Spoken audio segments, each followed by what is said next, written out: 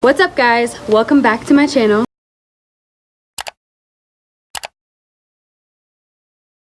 One of my biggest life mission, the legacy I want to leave, is that I want to educate and inspire cowgirls like me who have such a lack of resources in our industry, which is a total different conversation for a different time, but this is something that I want to pursue because I firsthand know how hard it is to find any information in this industry. It's just difficult. I think it's just because this industry is a little bit behind the times, but it's just so hard to find actual non-sponsored raw opinions. Hi. Hello. About products, whether they like it or they don't. I did one and it was the CBD, and I just did that last week. So this week I'm going to do a different product, and this is actually my most requested product out of any of them. I'm just going to go ahead and show you guys. It is the Flair Strips. I'm sure most of you guys have heard of this, especially if you follow me, because you're probably a barrel racer and you've probably seen them on so many horses at barrel races and rodeos and stuff like that. This is a product that I started using this year, actually. The Married with Horses podcast, which is by Jackie and Lane Yachtslaw. They are sponsored by CBD and by Flair Strips, so that's why I heard. I don't know if they're sponsored.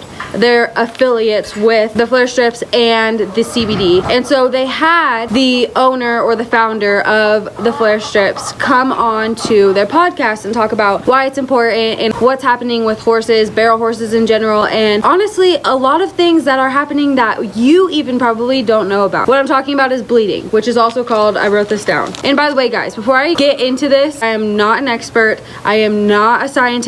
I am not even like a professional. I am learning, and everything that I'm learning I want to express to my channel because, like I said, it's really important to me. So earlier this year, Moonshine wasn't running very hard. I really just thought it was like the confidence in her or something like that. So I was listening, like I said, to the Married with Horses podcast, and I heard the founder talking about it. He was talking about EIPH, which is exercise-induced pulmonary hemorrhage. Okay, this is basically something that happens to any horse that has done any strenuous work, any horse that even just trots down the road has probably experienced bleeding. Bleeding happens in any horse that exercises, pretty much, period. This is when my ears started to open up. I want to tell you guys about where all of this came from. Where it came from, how it was invented, all that kind of stuff. On that podcast, the guy that founded this company talks about all of it, and so I highly suggest going to that podcast and listening because he goes way more into detail. But basically him and his friend, they came up with the idea of nasal strips on the horses because they had previous experience with race horses, and they saw that race horses had a lot of bleeding problems, and for some reason, I don't really know exactly what they said, but they had a hunch that it had to do with their airway system. And so this came down to a lot of studies. Apparently, they did some slow studies in the beginning, and the first study had 7 horses that had an issue with bleeding. I'm going to go into what bleeding is and all that kind of stuff, but basically, they tested the nasal strip on 7 horses that had known issues with bleeding, and it reduced their bleeding by, I think he said like 30 to 60% or something like that. And so basically what bleeding is, I'm going to go into a little bit detail here, so just keep up with me. You have the upper respiratory system and you have the lower respiratory system. The upper respiratory system consists of the horse's nostril, and then that connects to their trachea. The trachea then connects to their lower respiratory system, which is their lungs. In between the trachea and the lungs, what connects them is a little membrane. And basically what happens is when a horse is exercising a lot, there's a lot of pressure that goes in and out of their nose. And that little membrane is very thin because it has to allow oxygen and carbon monoxide to get carbon dioxide, not monoxide, carbon dioxide. To get in and out of the membrane, it has to be really thin. And honestly, I think from what he said, they do not know if it's extremely thin or if it's an already leaky membrane. So it could just be leaking blood when they're exercising a lot. When a horse is exercising, it causes a couple things. It causes 1, for their blood pressure to go up, and it causes 2, for their airways to shrink because there's a lot of air going in and out of it. And if you have ever felt the top of a horse's nose, then you know that it's very soft. And so when they're breathing very heavy, it's causing their airways to go like this. You see that?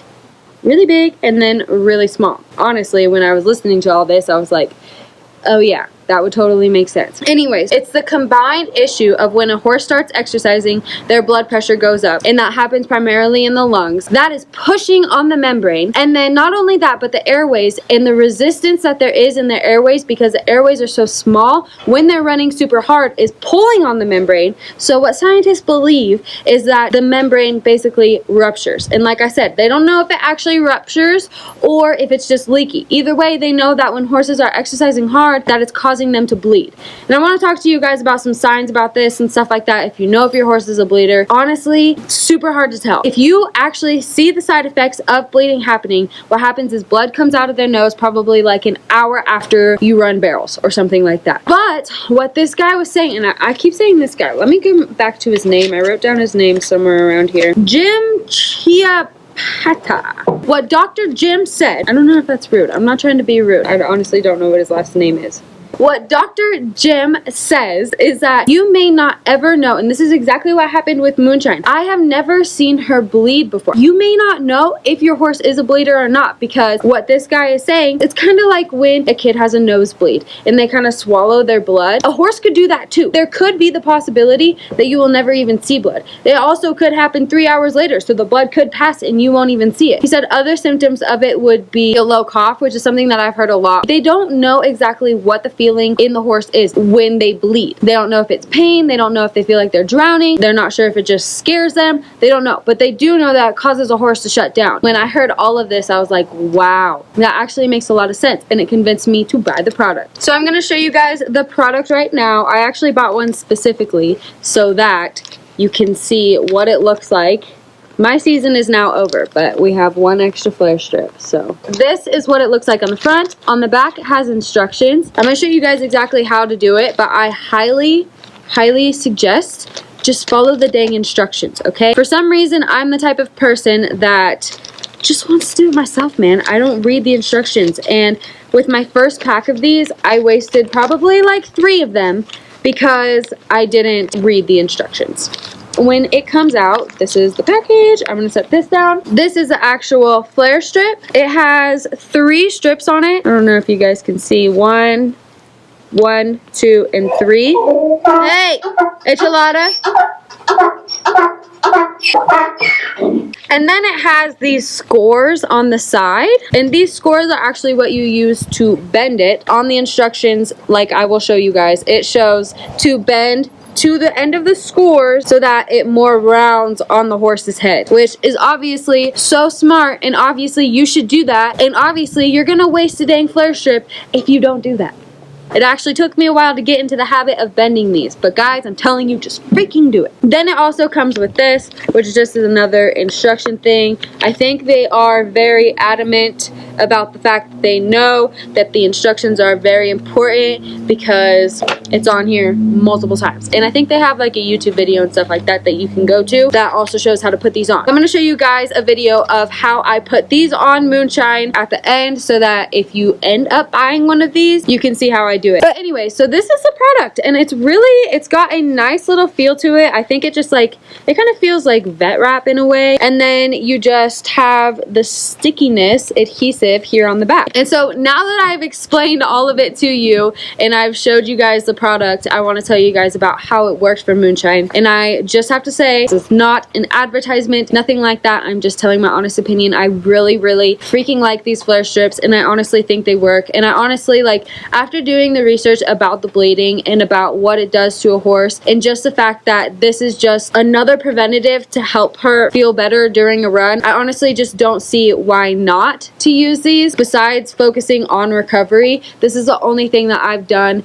to make sure that she is not bleeding, which there are other like supplements and stuff like that that you can get, and I am gonna look into those more next year, but this was a really good start. And then I also focused on her recovery, which is really important for bleeding too. I could talk about a whole video just about bleeding, but yeah, I honestly think that after I started using these, that she started running a lot faster and she just felt so much more confident. Here's what I picture. If every time that I'm going to run a mile or something like that, halfway through the mile, something just like breaks in my body and I just all of a sudden feel like I'm drowning, or even if it is pain or whatever it is, it's a shock. First of all, that does not feel good. I could not imagine. And yes, that personally would scare me, and I probably wouldn't go on a run anymore. So honestly, if your horse is having a variety of issues with the pattern, whether it's not running hard, or maybe it's that your horse isn't going through a gait, maybe it's because your horse is bleeding during a run. So with Moonshine, I probably started using these about halfway through the season, and I didn't want to do this until I was like at the end of the season. I'm gonna set this down. I didn't want to do this review until I was at the end of the season because I wanted to give my honest opinion.